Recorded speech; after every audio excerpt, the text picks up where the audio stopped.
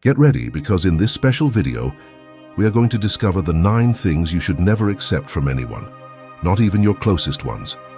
And no, we're not talking about ugly socks at Christmas. There are things that we simply should not accept, from unsolicited opinions to other people's expectations, that can hinder our personal growth. But don't worry, because not only will you learn to identify these emotional traps, but I will also show you how to reject them with grace and confidence. At the end of the video, I will reveal to you the most harmful thing you should never accept and how you can use it to your advantage. Let's get started. 1.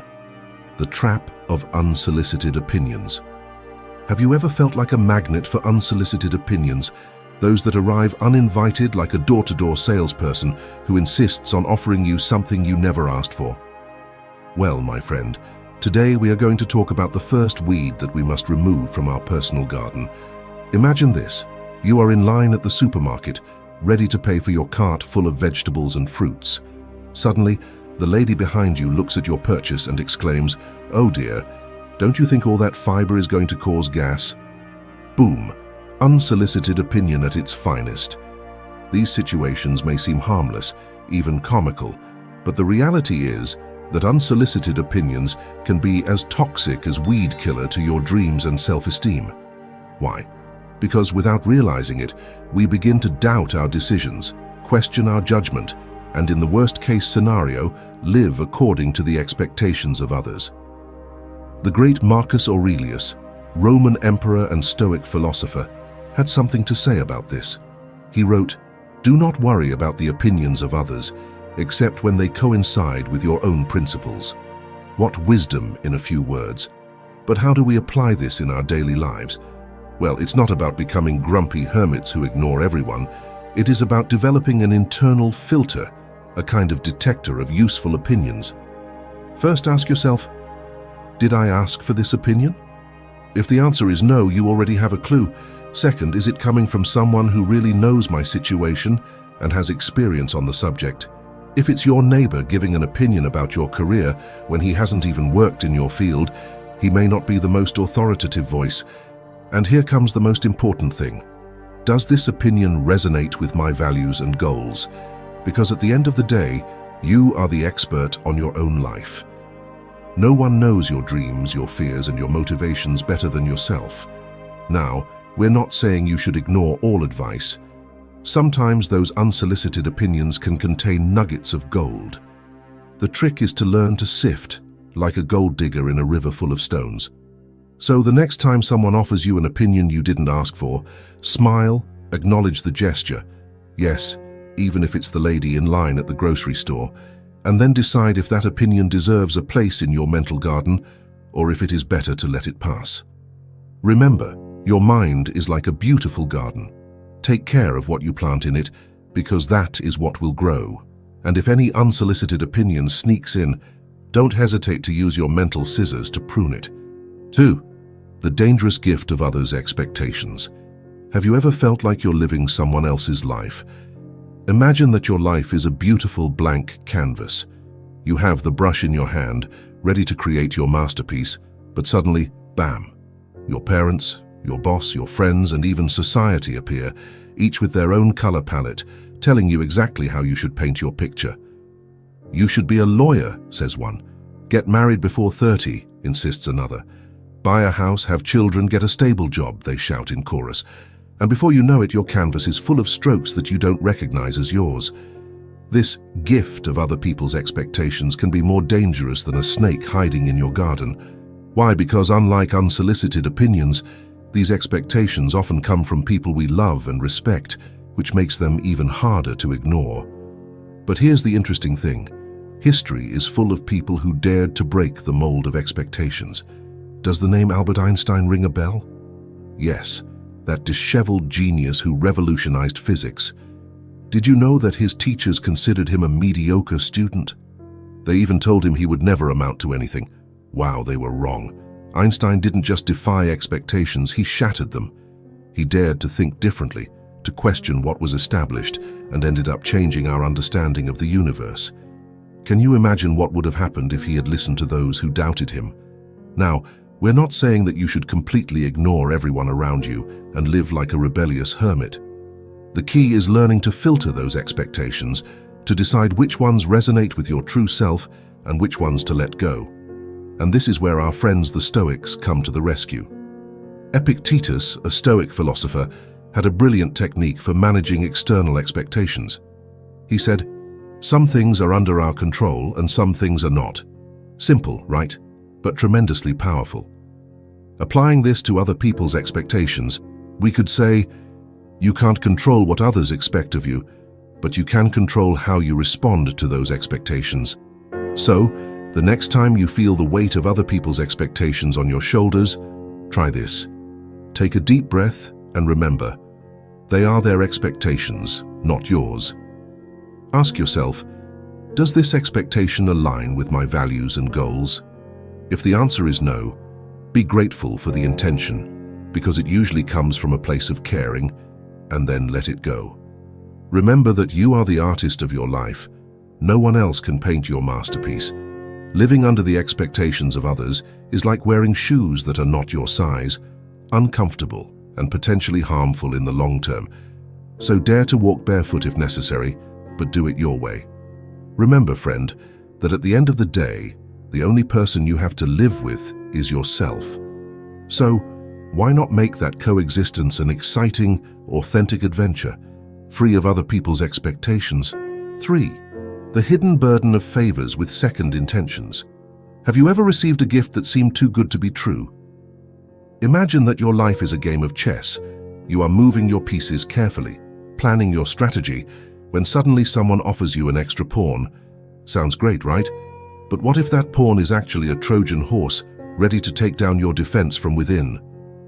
Favors with ulterior motives are exactly that, poisoned gifts disguised as generosity. They may seem harmless at first, even beneficial, but they carry a hidden burden that may outweigh any apparent advantage. But how do we identify these cheating favors? Here are some clues. Observe the frequency. If someone constantly offers you favors for no apparent reason, set off alarm bells. Pay attention to the moment. Does the favor come just when that person needs something from you? Suspicious. Listen to your intuition. If something feels weird about a favor, it probably is. Analyze the consequences. Does the favor put you in a compromising position, or does it force you to return the gesture immediately? Now, we're not saying you should become a paranoid who refuses all help. The key is to develop a genuine favor detector. Seneca, another of our Stoic friends, had a lot to say about true friendship and generosity. He believed that genuine favors are done for the simple pleasure of helping, without expecting anything in return. So the next time someone offers you a favor, ask yourself, is this person acting like the Seneca of my life, or more like an undercover salesman? Remember, not all favors are cheats. There are genuinely generous people in the world. The trick is learning to distinguish them. And here comes the most important thing. Learn to say no without feeling guilty. If a favor doesn't feel right, if your gut tells you something is wrong, it's perfectly okay to politely decline. Because at the end of the day, your peace of mind is worth more than any favor. Don't let anyone make you feel indebted for something you didn't ask for. So, friend, the next time someone offers you a favor that seems too good to be true, take a moment, take a deep breath, analyze the situation, and remember, in the game of life, you are the main player. Don't let anyone else move your pieces. Let's now go to the fourth toxic element that we must avoid: constant negativity. Have you ever noticed how certain people seem to have a black cloud over their heads, raining pessimism on everything around them? Imagine your mind as a beautiful, blooming garden. Now think of those negative people as hungry snails, ready to devour every sprout of positivity you try to cultivate. Sounds daunting, right?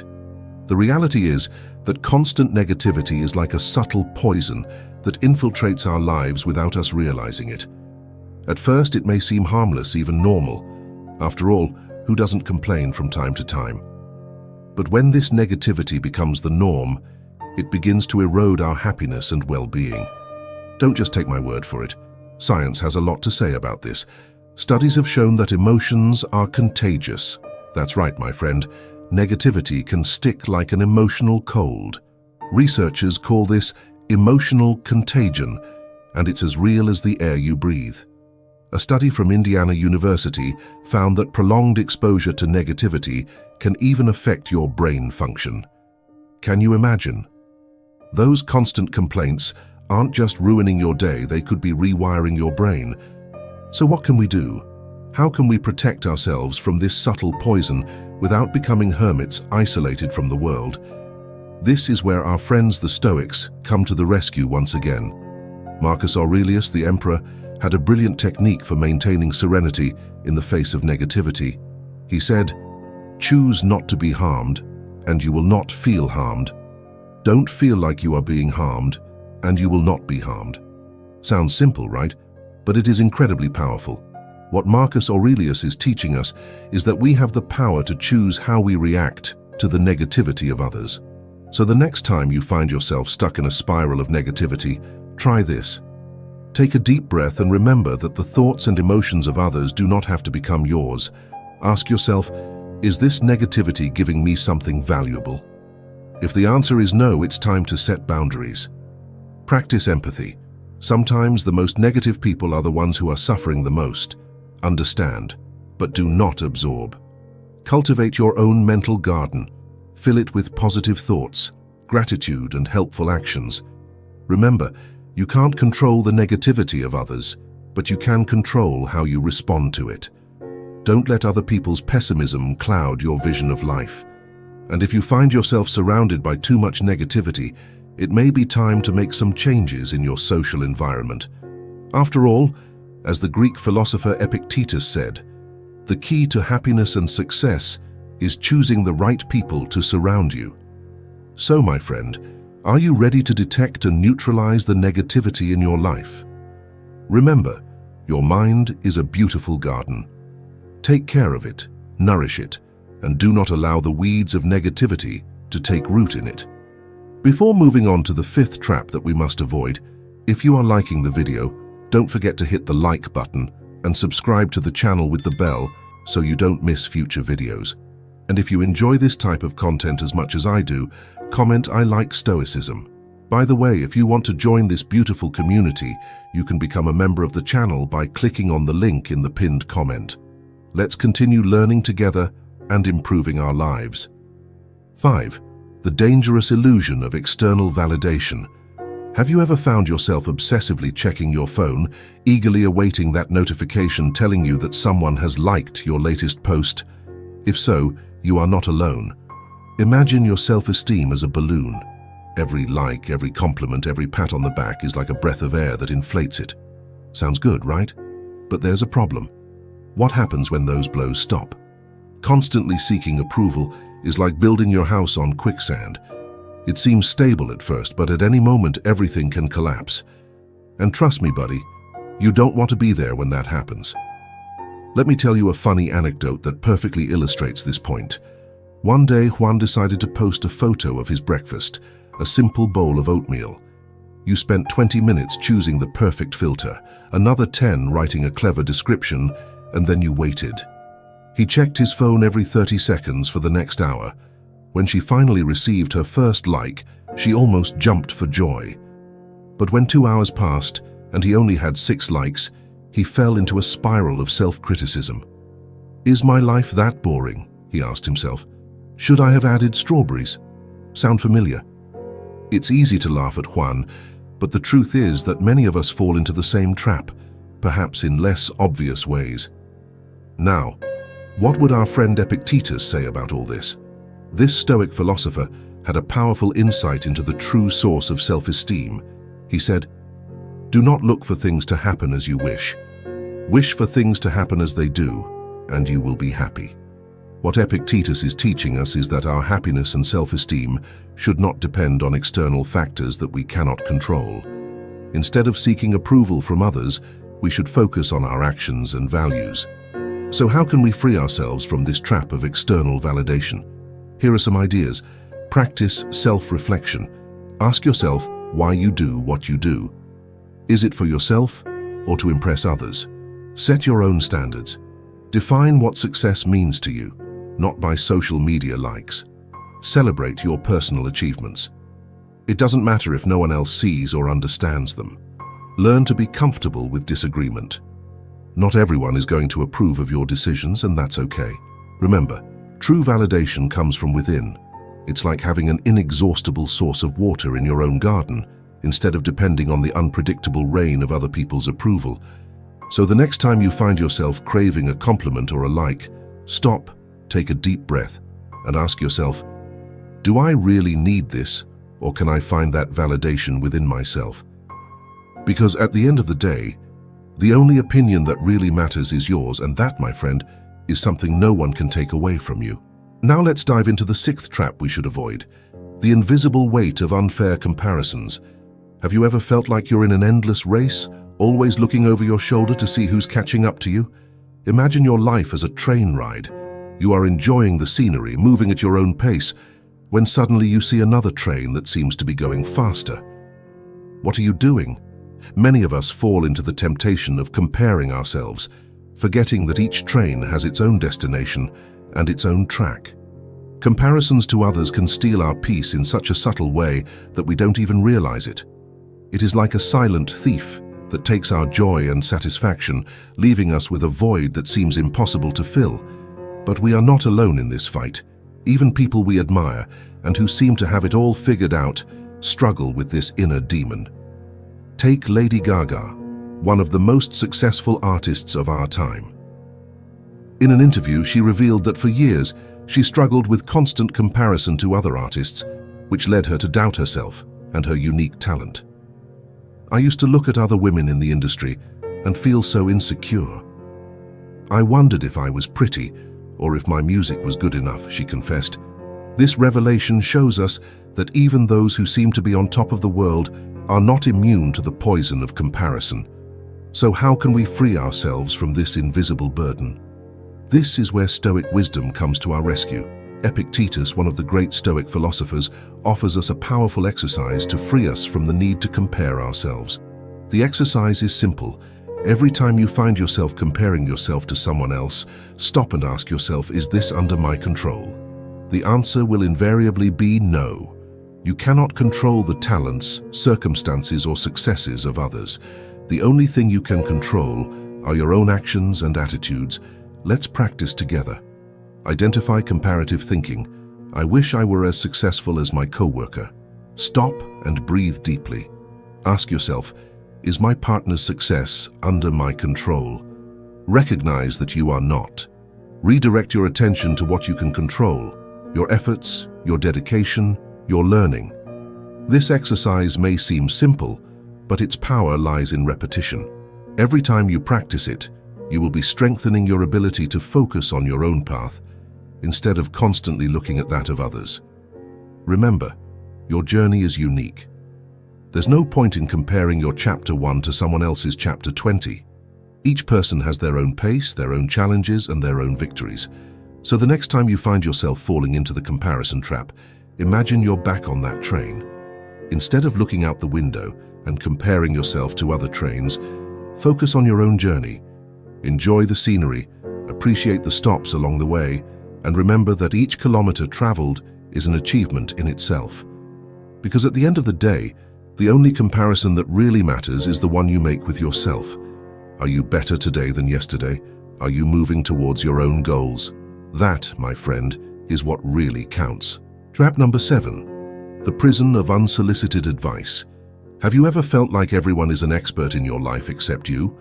Today we will dive into the 7th trap that we must avoid: the prison of unsolicited advice. Imagine your mind as a house. You are the owner.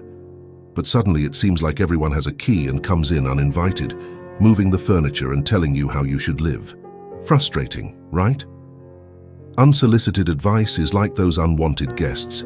They arrive unannounced, stay longer than necessary, and often leave an emotional mess in their wake. But how can we handle this situation without becoming antisocial hermits? First, it is important to understand the difference between requested and unsolicited advice. The first ones are like inviting a friend to dinner. You wait for them, appreciate them, and probably enjoy them. Seconds are like that nosy neighbor who shows up at your door just as you're about to sit down to eat. So how can we politely handle this unwanted advice? Here are some strategies. Be grateful, but don't commit. A simple, "Thank you for sharing your opinion" can do wonders. Set clear boundaries. "I appreciate your concern, but I'd rather handle this my way." Redirect the conversation. Subtly change the topic to avoid more unsolicited advice. Use humor. Sometimes a light joke can relieve tension and get your message across. Remember, it's not about being rude, it's about protecting your mental and emotional space. Now, what would our friend Marcus Aurelius say about all this? This philosopher-emperor had a profound insight into inner wisdom. He wrote, "Look inside you, there is the source of good that can always spring up if you always keep up." What Marcus Aurelius is teaching us is that true wisdom does not come from outside, but from within ourselves. We do not need to constantly seek outside advice. Instead, we should learn to trust our own intuition and experience. This does not mean that we should ignore all advice. Sometimes outside perspectives can be valuable. The key is learning to filter and distinguish between the advice we really need and the advice that is just noise. But let's face it, not all advice is bad. The key is knowing how to distinguish between useful advice and advice that is not. A golden rule that I like to follow is, only follow the advice of people who are where you want to be. For example, in my personal life, I have a YouTube channel, and I go to the gym regularly. If someone who has never created content online gives me advice on how to run my channel, I'll probably take it with a grain of salt. But if a successful YouTuber offers me his opinion, I will definitely pay attention. The same applies to the gym. If someone who has never lifted a weight tells me how I should train, I will appreciate their interest, but I will follow my own path. However, if an experienced coach gives me advice, I am more likely to seriously consider it. So, the next time you find yourself bombarded by unsolicited advice, take a deep breath. Remember that you are the expert on your own life and know your situation better than anyone else. Practice the art of polite listening, but don't feel obligated to follow every piece of advice you receive. Treat unsolicited advice like a buffet. Take what works for you and leave the rest. Remember, the most important voice to listen to is your own. As Marcus Aurelius would say, true wisdom is within you waiting to be discovered. So are you ready to break free from the prison of unsolicited advice? Remember, your mind is your castle. You decide who comes in and who stays. Don't be afraid to be the gatekeeper of your own thoughts and decisions. Trap number 8. The mirage of quick fixes. Have you ever been tempted to look for a magical shortcut to solve your problems? Imagine your life as a giant puzzle. Each piece represents a challenge, a learning, an experience. Now, what if someone offered you a superglue that promised to put all the pieces together in an instant? Tempting, right? But would it really work? Quick fixes are like that imaginary superglue. They promise instant results, but often leave us with a sticky mess on our hands. Why do we fall into this trap over and over again? A study conducted by psychologists at the University of Pennsylvania shed light on this phenomenon. They discovered that our brain is programmed to look for the path of least resistance when faced with a complex problem. A primitive part of our brain craves an immediate solution, even if logic tells us it is unlikely to work. But here's the problem. Real life doesn't work like that. Significant challenges require time, effort, and perseverance to overcome. There is no magic pill for success, as much as we would like to believe it. So how can we resist the temptation of quick fixes? This is where Stoic wisdom comes into play. Epictetus, one of the great Stoic philosophers, reminds us, "No great achievement is achieved suddenly." This simple phrase contains a profound truth. Truly valuable achievements require patience and constant effort. It's not about finding a shortcut, but about enjoying the journey and learning from each step. Let's practice together how to approach challenges in a more Stoic way. Identify the problem. Clearly define what you want to achieve. Embrace complexity. Recognize that important problems rarely have simple solutions. Plan for the long term. Set realistic goals and divide the path into manageable steps. Cultivate patience. Remember that real progress takes time. Celebrate small advances. Every step forward is a victory. Remember, the next time you're tempted by a quick fix, pause. Take a deep breath and ask yourself, am I looking for a shortcut, or am I willing to do the work necessary? Because at the end of the day, lasting solutions aren't found in a magic pill or a secret trick. They are built with constant effort, patience, and perseverance. As Epictetus would say, difficulties are what show people who they are. So are you ready to leave behind the mirage of quick fixes and embrace the path of constant effort? Remember, every challenge you face is an opportunity to grow, to learn, to become a stronger version of yourself. Don't look for shortcuts, look for growth. Remember, the journey is just as important as the destination, and who knows, you might discover that the real treasure was along the way all along. Let's now go to the ninth and final trap that we must avoid, the guilt that does not belong to us. Have you ever felt like a magnet for other people's guilt? Imagine your mind as a garden. You've worked hard to cultivate positive thoughts and healthy emotions, but suddenly someone comes along and starts throwing their own weeds into your space. What are you doing? Many of us, out of habit or to avoid conflict, accept them without thinking. But accepting other people's faults is like watering those weeds. You give them life, you allow them to grow, and before you know it, they have invaded your entire mental garden. Why is it so harmful to accept faults that are not ours? First, it robs us of energy that we could use in our own growth. Second, it distorts our perception of reality. And third, it keeps us trapped in patterns of victimization. So how can we free ourselves from this trap? Here's a practical technique for setting healthy boundaries. Recognize when someone is trying to pass the blame on to you. Breathe. Take a moment to calm down before responding. Validate. Acknowledge the other person's feelings without accepting blame. Set limits. Communicate clearly that you will not accept that blame. Redirect. Encourage the person to seek constructive solutions. Practice this technique, and you will see how your mental garden begins to bloom without the weeds of other people's guilt. Remember what our friend Epictetus said, it is not things that disturb us, but our opinions about them. What Epictetus is teaching us is that we have the power to choose how we perceive situations. So the next time someone tries to pass their blame onto you, remember, you are the gardener of your mind. You have the power to decide which plants grow there and which don't. It's not about being insensitive to the problems of others. It's about maintaining a healthy balance.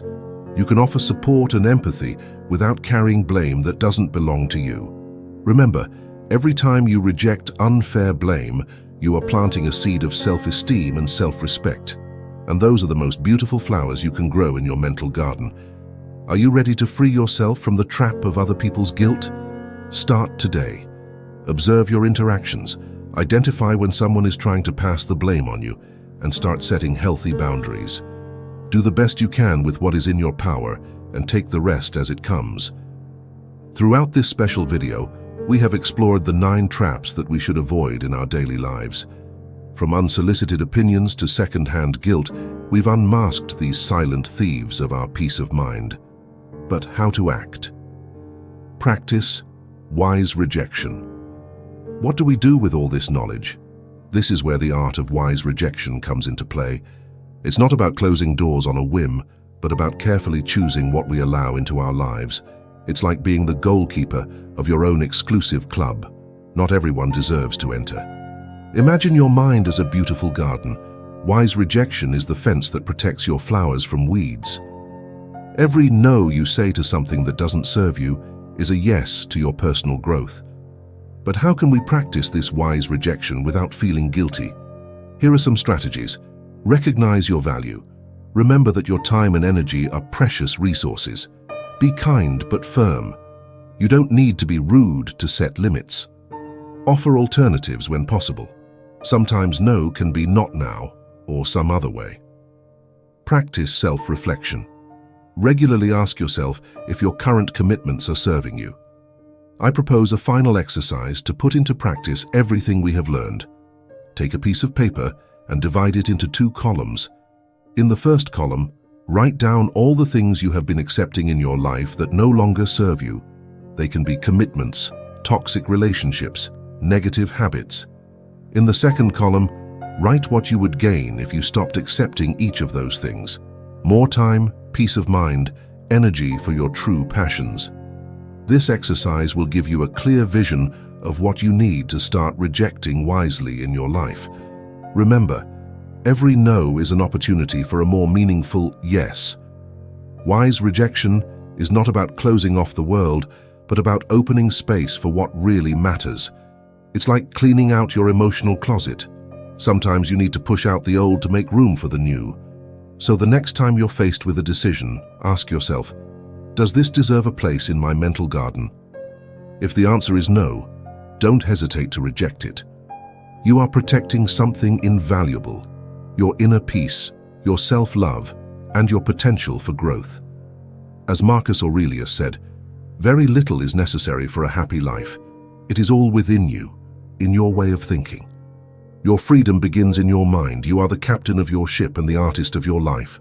Are you ready to take control and navigate your way to a fulfilling life? If you've made it this far, write self-love in the comments so I'll know who the victors are who made it to the end of the video. Don't forget to like, subscribe, and turn on notifications for more content like this. Share this video with those who may find it useful, and consider supporting the channel by becoming a member, link in the pinned comment. Now I recommend you watch one of these two videos so that you continue learning about Stoicism and human psychology. A big hug, and until next time.